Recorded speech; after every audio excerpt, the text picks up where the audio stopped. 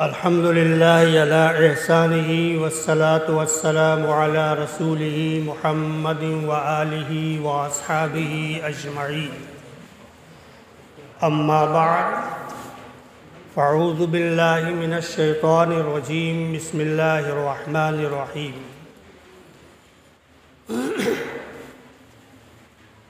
وذکر فإن الذکریٰ تنفع المؤمنین۔ ذکر دنیا کر کے دیکھا، فکر عقبیٰ کر کے دیکھ۔ ذکر دنیا کر کے دیکھا، فکر عقبیٰ کر کے دیکھ۔ سب کو اپنا کر کے دیکھا، رب کو اپنا کر کے دیکھ۔ کی محمد سے وفا تو نے تو ہم تیرے ہیں، یہ جہاں چیز ہے کیا لوح و قلم تیرے ہیں۔ علماء کرام، قابل احترام سامعین اور سامعات، ابھی مجھ سے پہلے آپ حضرات نے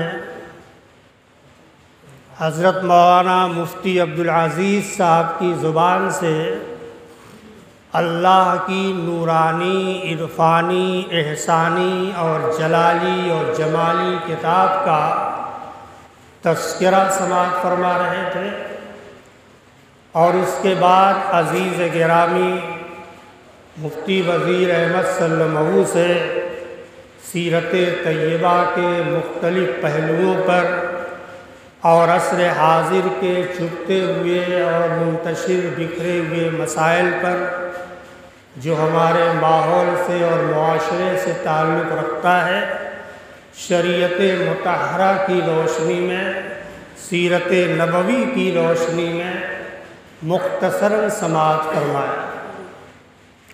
میں زیادہ دیر تک حائل نہیں رہوں گا، بس چند باتیں آپ حضرات کے سامنے عرض کروں گا۔ ہم کو یہ حکم ہوا ہے کہ ان سلگتے ہوئے مسائل میں اور عصر حاضر کے وہ مسائل جو عورتوں سے تعلق رکھتے ہیں، نوجوان لڑکیوں سے تعلق رکھتے ہیں، جن کے ذریعے سے طرح طرح کی افواہیں اس سماج میں، معاشرے میں پھیلتی ہیں، کچھ اس پر روشنی ڈال دی جائے۔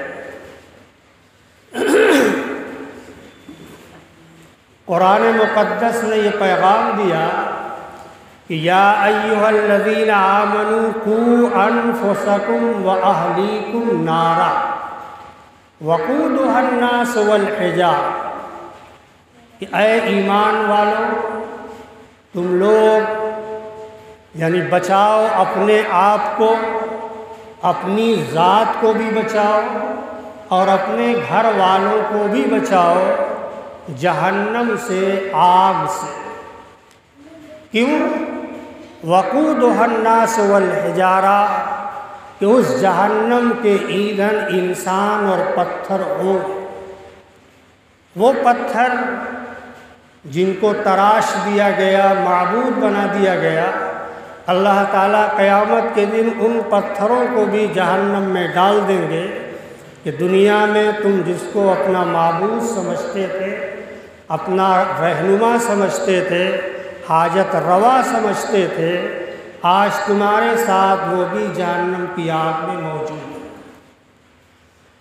تو اللہ کا یہ پیغام ہے کہ اپنے آپ کو بچاؤ اور اپنے اہل خانہ کو اور اپنے گھر والوں کو بچاؤ جہنم کی آگ سے، جس کے ایندھن حضرت انسان اور جس کے ایندھن پتھر ہوں گے۔ اللہ رب العالمین کا یہ حکم ہے، اس لیے ہر شخص کو فکر کرنی چاہیے۔ اللہ نے انسان کو والدین عطا فرمائے، اور یہ والدین کی ذمہ داری ہے کہ وہ اپنا بھی تحفظ کرے اور اپنی اولاد کا بھی تحفظ کرے۔ سماج کے اندر آج دیکھا جائے تو بہت سارے لڑکے اور لڑکیاں اپنے والدین کا کہنا نہیں مانتے، اپنے والدین کی فرما برداری نہیں کرتے، جبکہ والدین کی خدمت واجب ہے اور والد کا احترام واجب ہے۔ ماں کا رتبہ باپ سے زیادہ ہے، باپ کا رتبہ ماں سے کم۔ حدیث میں بھی صراحت موجود ہے۔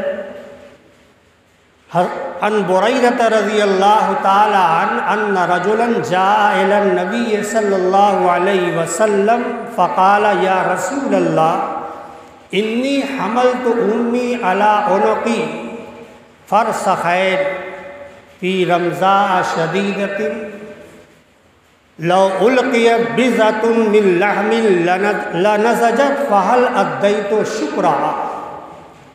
فقال رسول اللہ صلی اللہ علیہ وسلم لعلہ ان یکون لطلقۃ واحدہ۔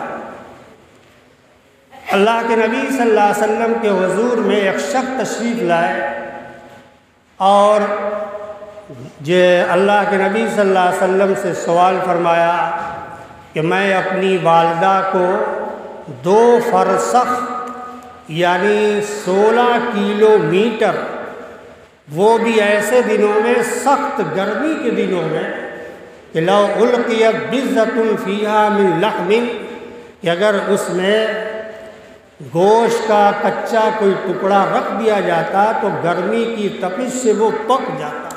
اتنی شدید گرمی، اس گرمی کے دن میں اپنی ماں کو اپنے کاندھے پر لادے ہوئے 16 کلومیٹر چلا۔ فہل ادیت شکرہا، کیا میں نے ان کا شکریہ، ان کا حق ادا کر دیا؟ اللہ کے نبی صلی اللہ علیہ وسلم نے فرمایا کہ لعلہ ان یکون لطلقۃ واحدہ، شاید تم نے تمہاری پیدائش میں جو ماں کو درد ہوا تھا اس کا حق ادا ہو گیا ہو تو ہو گیا ہو، ورنہ وہ بھی یقینی نہیں ہے۔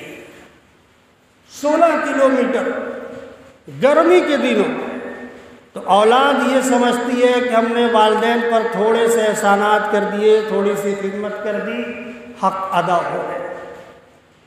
ایک شخص اللہ کے نبی میں اور کہا کہ میں اپنی ماں کو اپنے کاندھے پر سوار کر کے خانہ کعبہ کا طواف کرایا۔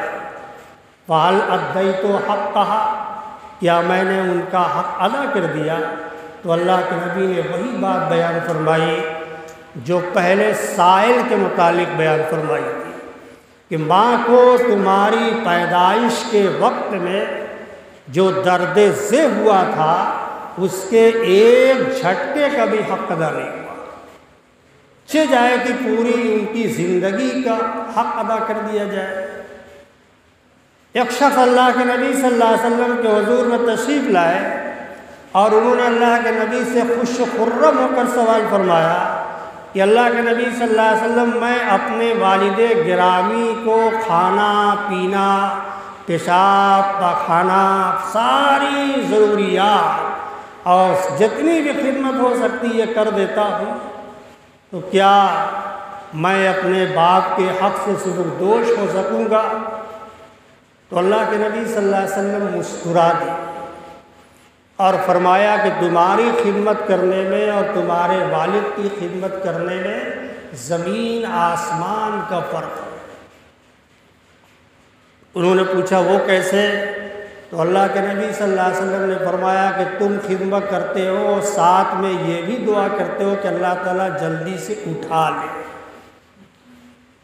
ہم کو خدمت نہ کرنا پڑے، جلدی دنیا سے چلتے پاؤں رخصت ہو جائیں، تاکہ جو ہم خدمت میں لگے ہوئے ہیں، کھانا پینا، کپڑا لتا، پیشاب پاخانہ، اس سے ہم کو نجات مل جائے۔ اور تمہارے والد جب تم چھوٹے تھے تو راتوں کو جاگتے تھے، ٹہلاتے تھے، پیار کرتے تھے، اور ساتھ ساتھ اللہ تعالیٰ کے حضور میں دعا فرماتے تھے کہ اللہ تعالیٰ ہمارے بچے کی عمر دراز فرما دے، نیک صالح بنا دے، عالم بنا دے، حافظ بنا دے، قاری بنا دے، مبلغ، داعی، مجاہد بنا دے۔ تو تمہاری دعا کرنے میں اور ان کی دعا کرنے میں زمین آسمان کا فرق ہے۔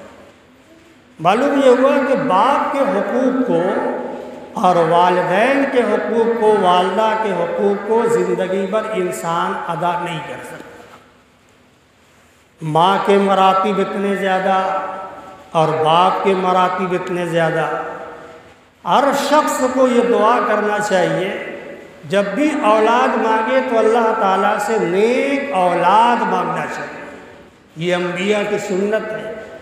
حضرت ابراہیم علیہ السلام نے اللہ کے حضور میں فرمایا کہ رب ہب لی من الصالحین، اللہ مجھے نیک اولاد عطا فرما۔ آج آدمی کے پاس اولاد نہیں ہوتی، وہ اللہ سے اولاد مانگتا ہے لیکن نیکی کا لفظ نہیں ہوتا، تو وہ ایسے ہی اولاد بھی پیدا ہو جائے گی کہ آپ جب بڑا ہو جائے تو آپ کہیں گے بلا وجہ ہم نے اللہ سے تمہیں مانگا تھا۔ یہ قصور ہمارا ہے۔ اللہ سے اگر آدمی نیک اولاد مانگے گا تو اللہ نیک اولاد عطا فرمائیں گے، اور یہ سنت ہے انبیاء کرام کی، اور یہ سنت ہے جناب محمد رسول اللہ صلی اللہ علیہ وسلم کی۔ حضرت زکریا علیہ السلام کو اللہ نے حضرت یحییٰ علیہ السلام عطا فرمایا، حضرت ابراہیم کو اللہ نے فرزند ارجمند حضرت اسماعیل عطا فرمایا۔ تو نیک اولاد کی تمنا اور نیک اولاد کی دعا مانگنا چاہیے، اس میں نیک کا لفظ شامل ہے، ورنہ اولاد اللہ دے دیں گے لیکن وہ وبال جان بن سکتی ہے، آپ کے لیے مصیبت کھڑی ہو جائے گی۔ تو آدمی اولاد مانگتا ہے لیکن اللہ سے نیک اولاد نہیں مانگتا۔ تو والدہ جو اس بچے کو جنتی ہیں، والد اس کی خدمت کرتے ہیں اور اس کی تمام ضروریات کو پوری کرتے ہیں، لیکن جب بچہ بڑا ہوتا ہے تو آخر میں کیا کہے گا کہ ارے انہوں نے ہمارا کیا ہی کیا۔ بہت سے ایسے واقعات کتابوں میں موجود ہیں کہ آخر عمر میں ماں ہی کی دعا سے آدمی اونچے مرتبے تک پہنچتا ہے، ماں کی بد دعا سے آدمی تباہ و برباد ہو جاتا ہے۔ اور ہر آدمی ماں کی دعا لینا نہیں جانتا۔ روپیہ، پیسہ، دھن دولت مل جائے، والدین دوسرے کے حصے میں چلے جائیں، اس کو اس سے کوئی غرض نہیں ہے۔ خوش نصیب ہے وہ شخص جس کی قسمت میں والدین آ جائیں۔ کسی کے حصے میں گھر آیا، کسی کے حصے میں دکان آئی، کسی کے حصے میں گھر آیا، کسی کے حصے میں دکان آئی۔ میں گھر میں سب سے چھوٹا تھا، میرے حصے میں ماں آئی۔ میرے محترم بزرگوں اور دوستوں، ماں جس کے حصے میں آ جائے اس کی دنیا بھی کامیاب اور آخرت بھی کامیاب۔ ماں کی دعا، ماں کی ممتا، ماں کا آنچل، ماں کا آنسو اللہ رب العالمین کے یہاں مستجاب ہو جاتا ہے، اللہ کے یہاں قبول ہو جاتا ہے۔ حضرت بایزید بسطامی رحمۃ اللہ علیہ کا مقام و مرتبہ وہ ہے، حضرت جنید بغدادی رحمۃ اللہ علیہ فرماتے ہیں کہ جو مقام و مرتبہ فرشتوں میں حضرت جبرائیل علیہ السلام کو حاصل ہے، بزرگوں میں وہی مقام و مرتبہ حضرت بایزید بسطامی رحمۃ اللہ علیہ کو حاصل ہے۔ اتنے بڑے ولی کیسے ہو گئے؟ ماں کی دعا کی وجہ سے۔ بچہ پیدا ہوتا ہے، جب ماں اس کو باوضو دودھ پلائے، نیکی کے ساتھ دودھ پلائے، تو اس کے اثرات، اس کی نورانیت اس کے اندر پیدا ہو۔ اور ٹی وی دیکھتے ہوئے، موبائل دیکھتے ہوئے، گانا گاتے ہوئے اگر وہ ماں دودھ پلائے گی تو بچہ بعد میں کیسا ہوگا؟ وہ والد جان بن جائے گا۔ حضرت خواجہ معین الدین چشتی اجمیری نور اللہ مرقدہ بنگال کی سرزمین سے تشریف لائے، بہت خوش و خرم۔ ماں نے پوچھا بیٹے معین الدین بہت خوش نظر آتے ہیں۔ کہا جی آج ہمارے ان ہاتھوں پر لاکھوں لوگوں نے ایمان قبول فرمایا، ان ہاتھوں پر کئی لاکھ لوگوں نے توبہ کی، تو خوشی کی بات نہیں ہے۔ تو ماں نے فرمایا کہ بیٹے یہ تمہارا کمال نہیں ہے، یہ میرا کمال ہے۔ تو خواجہ معین الدین چشتی اجمیری نور اللہ مرقدہ نے فرمایا کہ ماں وہ کیسے؟ کہا بیٹے کبھی بھی میں نے تمہیں بلا وضو دودھ نہیں پلایا، باوضو ہو کر میں نے تمہیں دودھ پلایا ہے۔ یہ اس کی برکت ہے، یہ اس کی نورانیت کا اثر ہے کہ اللہ رب العالمین نے تمہیں قبول فرمایا، تمہارے ہاتھ پر اتنے لوگوں نے ایمان قبول فرمایا اور اتنے لوگوں نے توبہ۔ تو آج کی ماؤں کو یہ سبق لینا چاہیے کہ جو لڑکیاں جوان ہو جاتی ہیں وہ دور آئے گا کہ ماں کے زمرے میں شامل ہو جائیں گی۔ جب وہ ماں ہو جائیں گی تو اسے ماں کی ممتا کا احساس ہوگا، اولاد کی محبت کا احساس ہوگا، تب انہیں سمجھ میں آئے گا کہ اولاد کیا چیز ہوتی ہے۔ ممتا ہر عورت کے اندر نہیں ہوتی، یا زیادہ تر عورتوں کے اندر ممتا ہوتی ہے، کم ایسی ہوتی ہیں جن کے اندر ممتا نام کی چیز نہیں ہوتی۔ وہ اپنی اولاد کی فکر نہیں کرتی، یا اپنی اولاد جو ہے جہاں جی چاہے چلی جائے، تو وہ ماں ہی کیا جس کے اندر اللہ نے ممتا ہی نہیں رکھی۔ ماں تو وہ ہوتی ہے کہ اپنے بچے کی ادنا سی تکلیف کی وجہ سے اس کی نیند حرام ہو جاتی ہے، اس کا چین ختم ہو جاتا ہے، وہ اپنے بچے کے لیے مضطرب رہا کرتی ہے۔ تو آج کی نوجوان نسلوں کو اور نوجوان جو ہے عورتوں کو اور لڑکیوں کو اس جمعیت علماء کے تعلق سے یہ پیغام پہنچنا چاہیے کہ اپنے بچے کو باوضو دودھ پلایا کریں، اللہ کا نام لے کر دودھ پلایا کریں تاکہ اس کے اندر اچھے اثرات پیدا ہو، اس کے اندر نورانیت پیدا ہو، اور جب وہ بڑا ہوگا تو اللہ اس سے کوئی کام لے لے گا۔ اسی طریقے سے اس کی تربیت ایسی کرنی چاہیے، یہ تربیت بھی والدین کے اوپر ضروری ہے۔ اگر آدمی تربیت نہیں کرے گا تو وہ اولاد بگڑ جائے گی، اور یہ ہر والدین کا فریضہ ہے کہ وہ اپنے بچے کی اچھی تربیت کرے، اچھا جو ہے سکھلانا، اچھی بات بتانا، اچھی بات سمجھانا، بڑوں کا ادب و احترام، اپنے چھوٹے پر شفقت و عنایت۔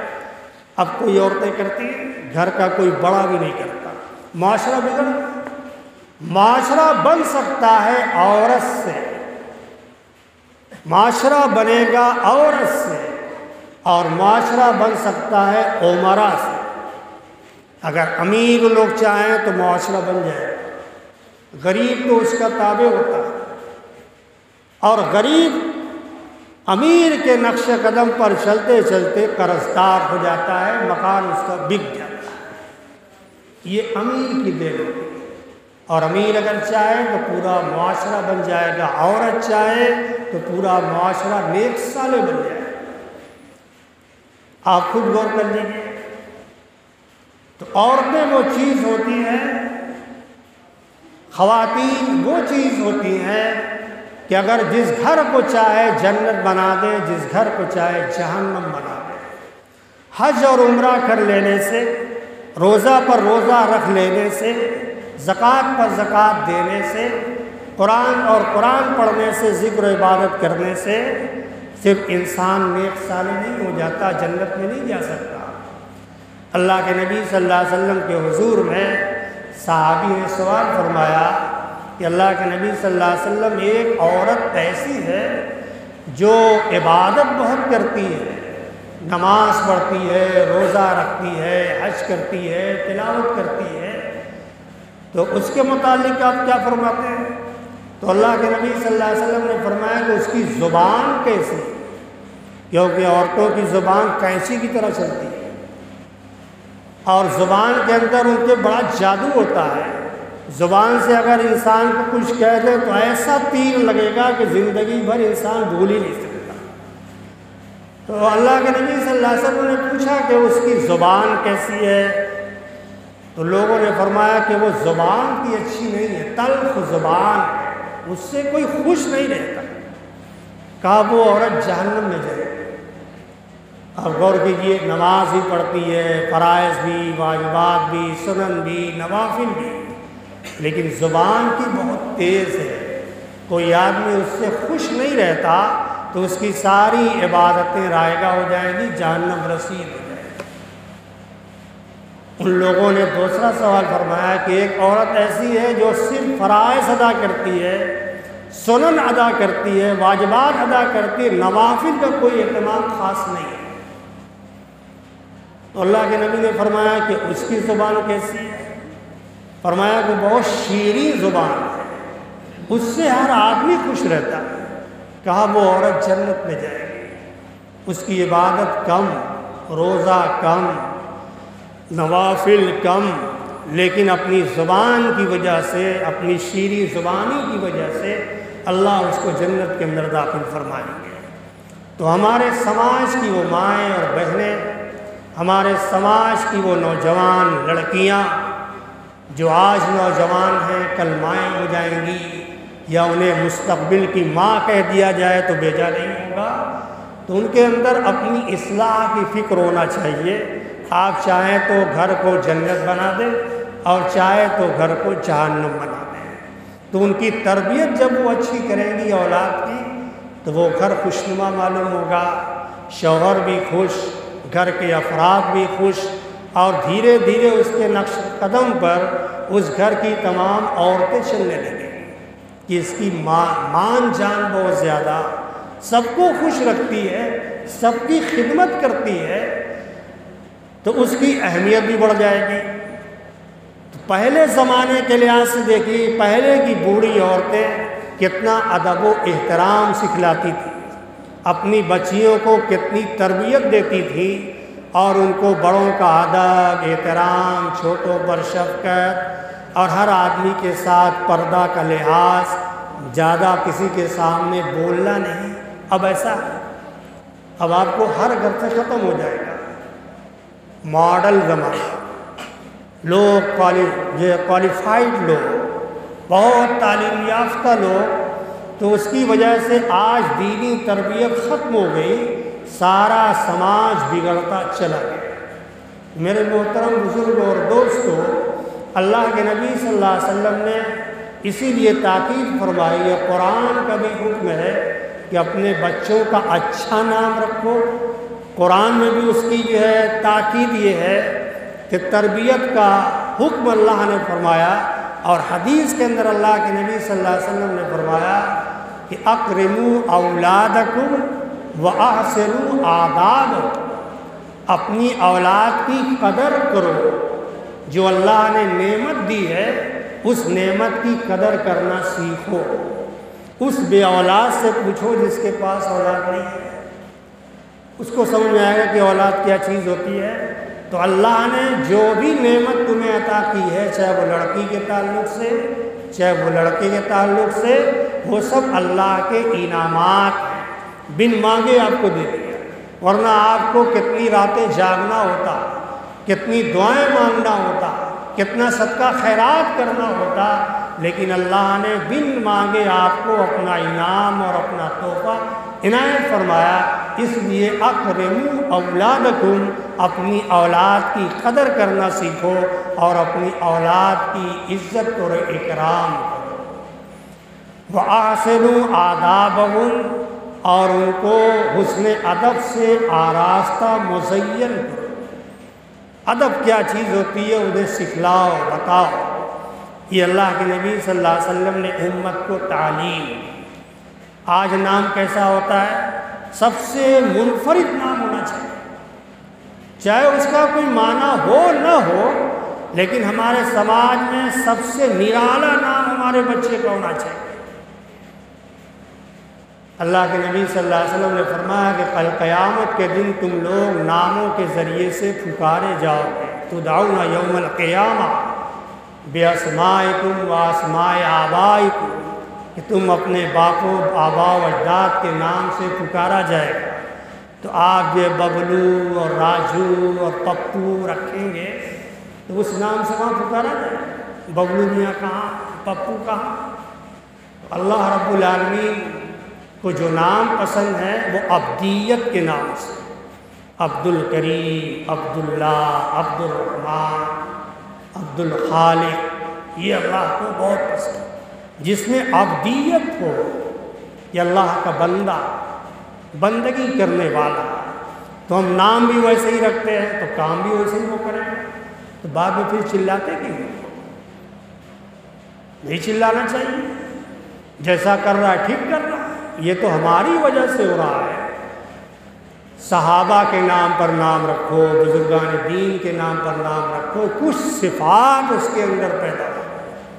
بڑے بڑے علماء کے نام پر نام رکھو تو اللہ اس کے نام کے اثرات ہوتے ہیں، ہر نام کے ہر حروف کے اثرات ہیں، اس کے اندر وہ اثر پیدا ہوگا۔ تو اچھے نام رکھنا چاہیے اور اچھے نام سے پکارنا بھی چاہیے، یہ اسلام کی تعلیم ہے، یہ اسلام کا پیغام ہے۔ اب اگر کسی کے یہاں لڑکی پیدا ہو گئی، حضرت لڑکا تشریف نہیں لائے، حضرت لڑکی تشریف لے آئی، تو زمانہ جاہلیت کے لحاظ سے لوگوں کا چہرہ فق ہو جاتا ہے۔ ابھی چند دن پہلے ایک واقعہ سننے میں آیا کہ ایک شخص نے لڑکا نہ ہونے کی بنیاد پر اپنی یعنی لڑکی کا خاتمہ کر دیا۔ زمانہ جاہلیت کی رسم و رواج، یہ لڑکی پیدا ہوگی، داماد بنانا ہوگا، پھر لڑکی کی قدر و قیمت ہی کیا ہے، جیسے زمین میں زندہ گاڑ دو، دفن کر دو، اس کی کوئی ضرورت نہیں۔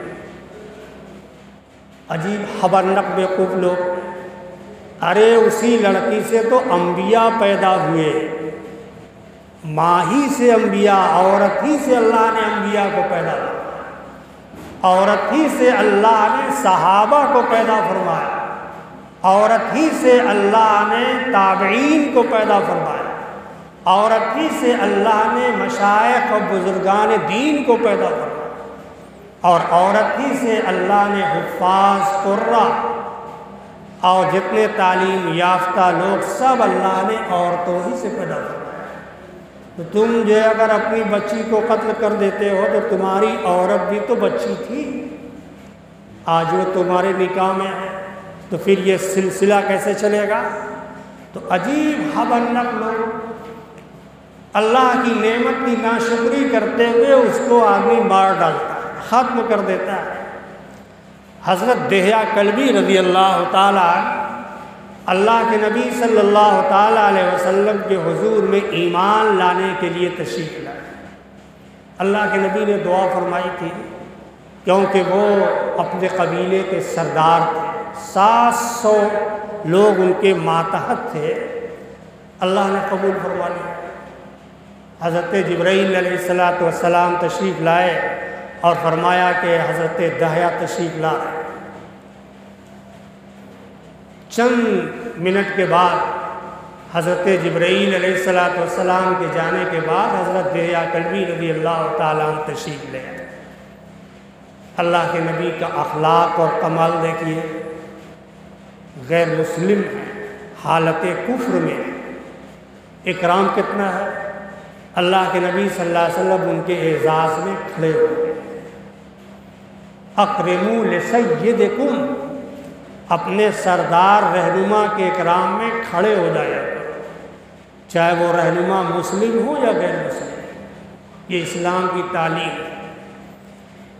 اللہ کے نبی صلی اللہ علیہ وسلم کھڑے ہو گئے اور اپنی چادر آپ نے بچھا دی، فرمایا اس پر تشریف رکھیے۔ دہیا کلبی رضی اللہ تعالیٰ عنہ کی ہمت نہیں پڑ رہی تھی کہ میں اتنی پاکیزہ مقدس چادر پر حالت کفر میں کیسے بیٹھ گیا، لیکن نبی علیہ السلام کے اخلاق نے مشہور کر دیا، ان کے کمال نے مشہور کر دیا۔ حضرت دہیا کلبی رضی اللہ تعالیٰ عنہ بیٹھ گئے، خود فرماتے ہیں اللہ کے نبی ایمان لانے کے لیے حاضر ہو، لیکن ایک سوال کرنا چاہتا ہوں۔ کیا پوچھئے؟ کہا کہ میں نے اپنے ان ہاتھوں سے 60 لڑکیوں کو زمین میں زندہ دفن کر دیا، کیا ایمان لانے سے اللہ ہمارے اس گناہ کو معاف کر دے گا؟ اللہ کے نبی صلی اللہ علیہ وسلم خاموش ہو گئے، ایک دو نہیں 60 لڑکیوں، وَإِذَا الْمَوْءُودَةُ سُئِلَتْ بِأَيِّ ذَنبٍ قُتِلَتْ، قیامت کے دن سوال کیا جائے گا کہ اس جو ہے زندہ درگو لڑکی سے پوچھا جائے گا بِأَيِّ ذَنبٍ قُتِلَتْ، کہ تم کس گناہ کے بدلے میں قتل کی گئی. وَإِذَا الْمَوْءُودَةُ سُئِلَتْ بِأَيِّ ذَنبٍ قُتِلَتْ، انسان کیا جواب دے گا؟ اس کا کیا قصور؟ ہمارے لڑکی ہونے کا قصور تھا، اس لیے زندہ کر دیا. تو اللہ کے نبی صلی اللہ علیہ وسلم خاموش ہو گئے کہ اس کا جواب میں کیسے دے سکتا ہوں. وہ بھی 60 لڑکیوں کو زندہ درگور کر دیا. حضرت جبرائیل علیہ السلام تشریف لائے، فرمایا کہ ان الاسلام یہدم ما کان قبل، اسلام قبول کر لینے سے ماقبل کے سارے گناہ معاف کر دیے گئے. ان الحج یہدم ما کان قبل، حج کر لینے سے ماقبل تمام گناہ بخش دیے جاتے ہیں. وَإِنَّ الْهِجْرَةَ تَهْدِمُ مَا كَانَ قَبْلَهَا، اور ہجرت کرنے سے ماقبل کے تمام گناہ بخش دیے جاتے ہیں. تو اللہ کے نبی صلی اللہ علیہ وسلم نے حضرت دحیہ کلبی رضی اللہ تعالیٰ عنہ کو بشارت دی کہ اللہ تعالیٰ نے فرمایا ہے کہ آپ ایمان قبول کر لیں گے تو آپ کے سارے پچھلے گناہ سب بخش دیے جائیں گے. تو حضرت دحیہ کلبی رضی اللہ تعالیٰ عنہ ایمان لے گئے. 60 بچیوں کے قاتل اللہ نے ان کو بھی معاف فرما دیا.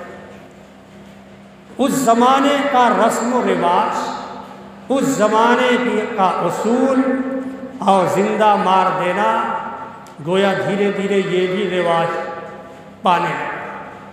اب اس کا بھی نام سننے میں آنے لگا.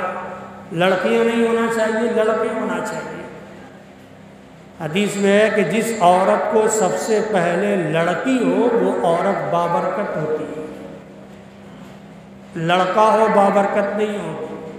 جس عورت کو، جس بچی کو، شادی شدہ عورت کو بچی پیدا ہو تو وہ بابرکت ہوگی.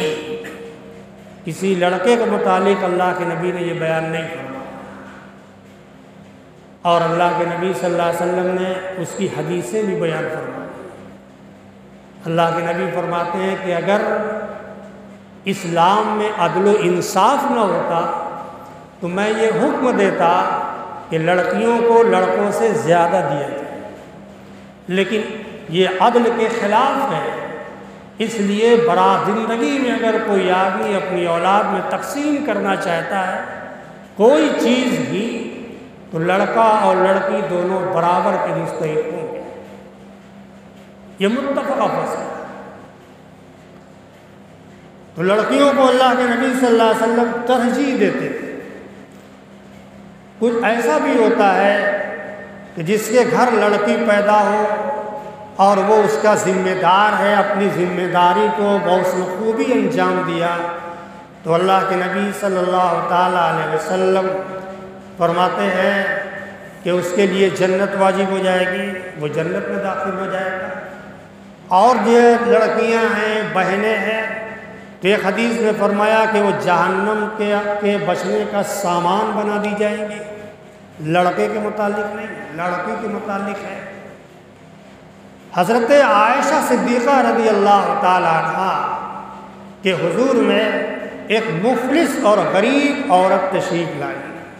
دیکھیے ماں کی ممتا کیا ہوتی ہے، بچے کے لیے سب کچھ کرنا گوارا کرتی ہے جو حلال ہو. محبوب دو عالم حضرت عائشہ صدیقہ رضی اللہ تعالی عنہ کی خدمت میں وہ مفلس اور غریب عورت تشریف لائی کہ کوئی چیز مل جائے کہ میں اپنی ان بچیوں کو، دونوں بچیوں کو کھلا دوں. گود میں 2 ننھی منی بچیاں تھیں، فقر و فاقہ تھا. حضرت عائشہ صدیقہ رضی اللہ تعالی عنہ نے اپنے گھر میں تلاش فرمایا تو ایک کھجور ملی. لائی، اس غریب اور مفلس عورت کو ایک کھجور عطا فرمائی. اس ماں نے اس کے 2 حصے کیے، آدھا اس بچی کو دے دیا اور آدھا اس بچی کو دے دیا، اپنے خوش لے کر. محبوب دو عالم حضرت عائشہ صدیقہ رضی اللہ تعالی عنہ نے اس منظر کو دیکھا، بہت متاثر ہو گئی. ایسی ماں ہوتی ہے، خود نہیں کھایا، بچیوں میں تقسیم فرما دیا. تو اللہ کے نبی صلی اللہ علیہ وسلم نے اس کی فضیلت بیان فرمائی۔ اسی طریقے سے ایک روایت میں ہے کہ عائشہ صدیقہ رضی اللہ تعالی عنہا کے ہاں ایک عورت آئی اور اس کے ساتھ 2 بچیاں تھیں جو بہت مفلس اور غریب تھیں، کچھ مل جائے تو بچی کو کھلا دے۔ عائشہ صدیقہ نے اپنے گھر میں سے تلاش بسیار کے بعد 3 کھجور ملی، آپ نے 3 کھجوریں انہیں عنایت کر دی۔ ماں نے ایک ایک جو ہے کھجور اپنے دونوں بچیوں میں تقسیم کر دی، اور ایک کو کھانا چاہتی تھی کہ بچیوں نے وہ بھی لپک کر لے لیا۔ ماں نے اس میں بھی 2 حصہ کیا اور دونوں میں تقسیم کر دیا، کچھ نہیں کھایا۔ حضرت عائشہ صدیقہ رضی اللہ تعالیٰ عنہ بہت متاثر ہوئی۔ آپ دیدہ ہو، یہ ماں ہے، یہ ننھی منی بچیاں، یہ بھوکی پیاسی بچیاں، یہ ماں کی ممتا، ماں کی محبت، جس نے کچھ نہیں کھایا اور اپنی بچیوں میں تقسیم فرما دیا۔ اللہ کے نبی صلی اللہ علیہ وسلم تشریف لائے تو حضرت عائشہ صدیقہ رضی اللہ تعالی عنہا نے وہ واقعہ بیان فرمایا تو اللہ کے نبی نے فرمایا کہ اس کے لیے جنت کا فیصلہ ہو گیا۔ اللہ نے اس عورت کے لیے جنت کا فیصلہ فرما دیا۔ یہ ہے بچیوں کے ساتھ حسن سلوک کرنے کی فضیلت، حسن سلوک کرنے کا صلہ، اور ہم لوگ اس کو آج بار سمجھتے ہیں، بور سمجھتے ہیں۔ ہم نے خود یہ پریشانی مول لے رکھی ہے، ہمارے سماج نے، ہمارے خاندان نے، ہمارے معاشرے نے ایسی رسم و رواج کو جنم دے دیا کہ آج ہر گھر میں آدمی پریشان نظر آتا ہے۔ اسلام نے کتنا سادہ کہا تھا، لیکن ہم نے اس کو اتنا مشکل سے مشکل ترین بنا دیا کہ آج شادی بیاہ کرنا بھی ایک بہت بڑا مسئلہ ہے۔ کیسے کیا جائے گا؟ اتنی رقم نہیں ہے، اتنے پیسے نہیں ہیں، اتنا جگاڑ نہیں ہے، نہ کمرے کا جگاڑ، نہ گھر کا جگاڑ، نہ جہیز کا جگاڑ، سب طرف آدمی حیران و پریشان ہے۔ تو رہو پریشان۔ اگر شریعت کے مطابق کرو گے تو ہر آدمی کی عزت و آبرو بھی محفوظ ہوگی اور ہر آدمی کا مال و زر بھی محفوظ ہوگا، اسراف نہیں ہوگا، فضول خرچی نہیں ہوگی، اور جب امیر عمرہ ایسا کریں گے تو غریب لا محالہ کرے گا، کیونکہ وہ انہی کی اتباع کرتا ہے۔ ہم اگر 10-20 لاکھ کی شادی کر دیں گے تو وہ بھی 5 لاکھ کی شادی ضرور کریں گے، بھلے ان کو مکان بیچنا پڑ جائے۔ تو ایسا کرنے سے کیا فائدہ؟ ہم اپنی اوقات، اپنی حیثیت کے مطابق کرنا چاہیے۔ عورتوں کو بھی یہ سوچنا چاہیے کہ ہماری حیثیت وہ نہیں ہے جو اللہ نے امیر عمرہ کے قسمت میں رکھی ہے، ہمیں اتنی ہی پر قناعت کرنا چاہیے۔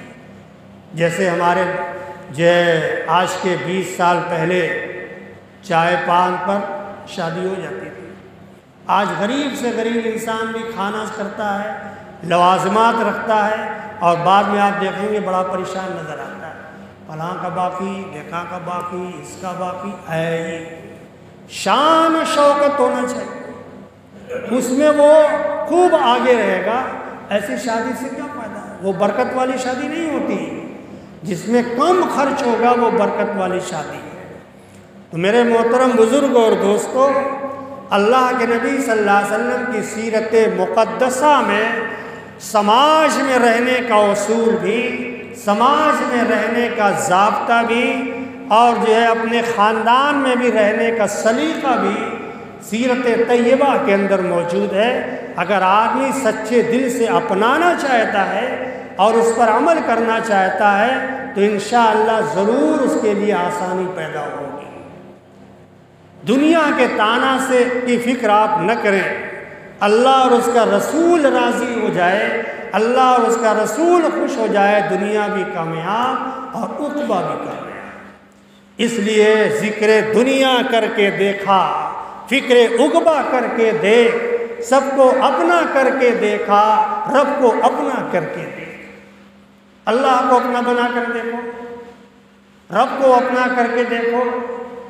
چند دن آپ کو تانے تشنے مل سکتے ہیں، لیکن وہی انسان آپ کی جوان مردی کی اور آپ کی بہادری کی اور سنت پر چلنے کی داد دے گا، اور ہو سکتا ہے کہ آپ کی خاموش تبلیغ اس کو بھی اس چیز پر آمادہ کر دے اور وہ بھی آپ کے نقش قدم پر چلنے والا بن جائے۔ تو آج کے اس جلسے کے پیغام سے ہمارے معاشرے کی اصلاح، بیاہ اور شادی اور بیاہ کے تعلق سے، اور عورتوں کے ساتھ جو لوازمات ہوتے ہیں اور ان کی جو فضیلتیں حدیث کے اندر بیان کی گئیں، ان کی قدردانی اور ان کو بھی اپنے آپ کو بدلنا، اپنی اصلاح کرنا، پردے کا لحاظ رکھنا، بڑوں کا ادب کرنا، چھوٹوں پر شفقت کرنا، اور سب سے خندہ پیشانی کے ساتھ ملنا، یعنی اخلاق کے ساتھ ملیے، اچھا کردار پیدا کیجیے۔ کہیں آپ دوسرے گھر جائیں تو یہ معلوم ہو کہ یہ فلاں خاندان کی صاحبزادی ہے، فلاں خاندان کے گھر سے تعلق رکھتی ہے۔ ہمارے اکابر میں، ہمارے بڑوں میں، جیسے قاری صدیق احمد صاحب بانگی نور اللہ مرکزہ، مولانا احمد لاہوری رحمۃ اللہ، یہ لوگ اپنے وقت کی امیر امراء عورتیں ان کے نکاح میں آئی تھیں، جنہوں نے اپنے گھر کبھی جھاڑو بھی نہیں دیا، غلام خدام رہا کرتے تھے، لیکن بزرگان دین کے ساتھ اتنا خوش خرم تھی، فاقہ بھی تھا، لیکن فرماتی تھی کہ اللہ نے دنیا میں قسم خدا کی جنت عطا فرما دی۔ وہ ناز و نعمت میں جنت نہیں تھی جو آج حضرت کے حضور میں فقر و فاقہ میں جنت ہے۔ تو دنیا میں محسوس ہوتا ہے کہ اللہ نے جنت میں پہنچا دیا، خوش خرم، کوئی تانا، کوئی تشنا نہیں۔ والدین پوچھتے ہیں تم نے اپنی سسرال کیسا پایا؟ تو فرماتی ہے کہ اللہ رب العالمین نے دنیا میں ہم کو جنت عطا فرما دی، خوب رشتہ آپ نے عطا فرمایا، میں بہت خوش ہوں۔ یہ نہیں کہ ایسا تانا نہیں جو لتی مار دے، بلکہ دل کی خوشی کے ساتھ رہتی تھی اور نبھا دیا کرتی تھی۔ اس لیے قاری صاحب فرماتے تھے کہ میں اپنی زوجہ محترمہ کی جب وہ زندگی دیکھتا ہوں اور اب کی زندگی دیکھتا تھا تو میں تصور نہیں کر سکتا کہ اتنی ناز و نعمت کی پلنے والی اور آج قاری صدیق کے عقد میں ہے اور اتنی عبادت گزار، صالحہ، عابدہ، ساجدہ ہے کہ اللہ رب العالمین نے اسے قبول فرما دیا۔ یہی وہ عورتیں ہیں، چاہو تو اپنے بطن سے، اپنے جگر سے بڑے بڑے ولی کو پیدا کر سکتی ہو، بڑے بڑے جو ہے دانشوروں کو پیدا کر سکتی ہو، عالم حفاظ قرہ پیدا کر سکتی ہو، دین کا مجاہد پیدا کر سکتی ہو۔ یہ عورتیں ہی ہیں کہ ان کی ذات سے اسلام کو کتنی ترقی ہوئی۔ یہ وہ مائیں تھیں جن کی گود میں اسلام پلتا تھا، یہ وہ مائیں تھیں جن کی گود میں اسلام پلتا تھا، اسی غیرت سے انسان نور کے سانچے میں ڈلتا تھا۔ تو اللہ تعالیٰ ہم سب لوگوں کو، سامعین اور سامعات کو، خواتین اسلام کو، ہماری ماں اور بہنوں کو نبی علیہ السلام کی سیرت طیبہ پر چلنے کی توفیق عطا فرمائے، اور ہر آدمی اس بات کی کوشش کرے کہ اللہ کے نبی صلی اللہ علیہ وسلم نے سماج کے تعلق سے، معاشرے کے تعلق سے جو تعلیمات اور ہدایات ارشاد فرمائی ہیں اس پر بھی حتی الامکان عمل کرنے کی کوشش کروں گا۔ وآخر دعوانا ان الحمدللہ رب العالمین۔ دعا کر لیجیے۔ اللہم صلی علی سیدنا محمد النبی الامی وعلی آلہ وسلم تسلیما۔ ربنا آتنا فی الدنیا حسنة وفی الآخرة حسنة وقنا عذاب النار۔ ربنا ظلمنا أنفسنا وإن لم تغفر لنا وترحمنا لنكونن من الخاسرين۔ رب اغفر وارحم وأنت خير الراحمين۔ رب اغفر وارحم وأنت خير الراحمين۔ أنت مولانا فانصرنا على القوم الكافرين۔ أنت مولانا فانصرنا على القوم الظالمين۔ أنت مولانا فانصرنا على القوم الفاسقين.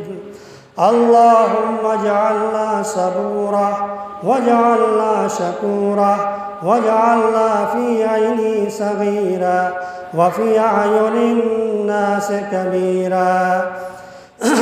ربنا تقبل منا إنك أنت السميع العليم وتب علينا إنك أنت التواب الرحيم. وصلى الله تعالى على خير خلقه محمد وآله وأصحابه وآل بيته أجمعين. وآخر دعوانا الحمد لله رب العالمين.